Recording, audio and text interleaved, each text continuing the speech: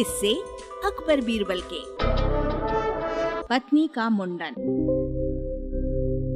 बादशाह अकबर के समय में उनके दरबार में विद्वानों का बहुत सम्मान होता था। उन्हीं दिनों दिल्ली में एक प्रतिष्ठावान पंडित रहते थे। सभी को उनका आचरण पसंद था। उनका अकबर के दरबार में विशेष सम्मान था। पंडित को उनके सभी मित्र सदैव खुश रखते थे। वे एक बार जो बात कह देते उसे पूरी करने के लिए जी जान लगा देते थे। उनका स्वभाव था कि वे सबसे पूछे बिना किसी भी कार्य में हाथ नहीं डालते थे। एक रोज की बात है कि पंडित जी अपने घर में चौके में खाने को तैयार बैठे थे कि अचानक उनके सामने रखे भोजन में बाल निकल आया।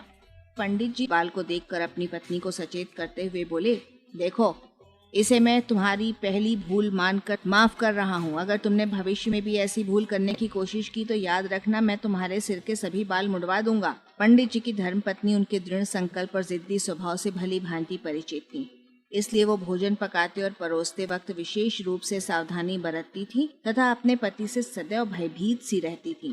खाने पीने की चीजों के संपर्क में आते वक्त वो अपने केशों को कसकर बांध कर रखती थी। कोई भी गृहिणी भले ही कितनी भी सावधानी बरते, कभी न कभी तो उससे जाने अनजाने भूल हो ही जाती है। ऐसा ही एक दिन कार्य की व्यस्तता के कारण ब्राह्मणी के साथ भी हुआ, क्योंकि होनी को कोई नहीं टाल सकता था। लाख सावधानियां बरतने के बाद भी एक दिन पंडित जी के भोजन में बाल निकल आया। बाल को देखते ही वे अपनी पत्नी पर बुरी तरह बरस पड़े। उन्होंने उसके मुंडन के लिए नाई को बुला भेजा। अपने पति के गुस्से को बेकाबू होते देखकर ब्राह्मणी ने कमरे के भीतर घुसकर अंदर से दरवाजा बंद कर लिया। पंडित जी के काफी डराने धमकाने पर भी उसने दरवाजा नहीं खोला। पंडित जी भी अपनी जिद पर अड़े रहे।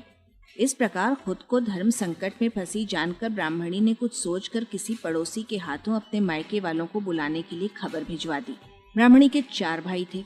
अपनी बहन को संकट में फंसी देखकर उन्हें बहुत कष्ट हुआ। वे अपनी बहन के अपमान का बदला लेने और अपने बहनोई को सबक सिखाने का उपाय सोचने लगे। उसके बड़े भाई को अचानक याद आया कि बीरबल उसके काफी अच्छे मित्र हैं। वो अपनी बहन को इस संकट से मुक्त कराने का उपाय जानने के लिए फौरन बीरबल के पास जा पहुंचे। उस वक्त बीरबल लेटे हुए कोई पुस्तक पढ़ रहे थे। उन्होंने अचानक अपने मित्र को यूं देखा तो पूछा, आओ मित्र, सब कुशल तो है ना? आज इधर का मार्ग कैसे भूल बैठे? बीरबल के पूछने पर उसके मित्र ने अपनी बहन के साथ घटी पूरी घटना के बारे में बता दिया और इस संकट से मुक्ति का उपाय पूछा।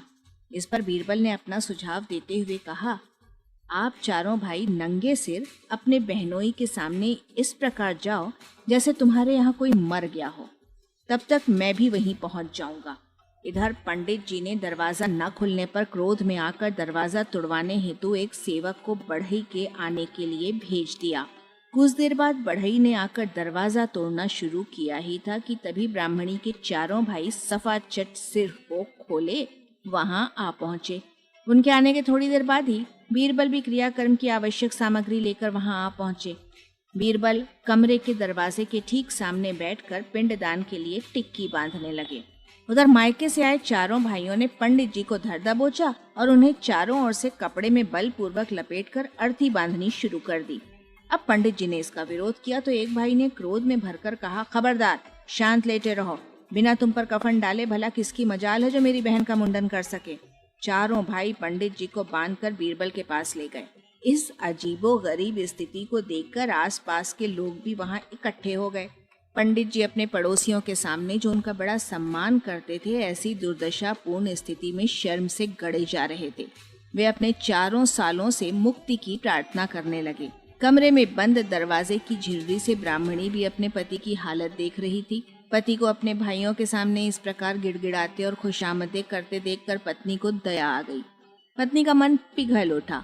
उसने मन में कहा, मेरे पति मेरे साथ चाहे जो कुछ भी करें, लेकिन फिलहाल मुझे अपने पति को इस अपमान से बचाना चाहिए। मुझे अपने पति का साथ देना चाहिए। ब्राह्मणी ने फौरन ही दरवाजा खोल दिया और कमरे से बाहर आ गई। उसने अपने भाइयों के सामने हाथ जोड़ लिए और कहा कि वे पंडित जी को छोड़ दें। भाइयों ने जब बहन की भी न सुनी तो बीरबल ने स्वयं उनसे क्षमा मांगते हुए पंडित जी को छोड़ने का हुक्म दिया। बीरबल के कहने पर पंडित जी को छोड़ दिया गया।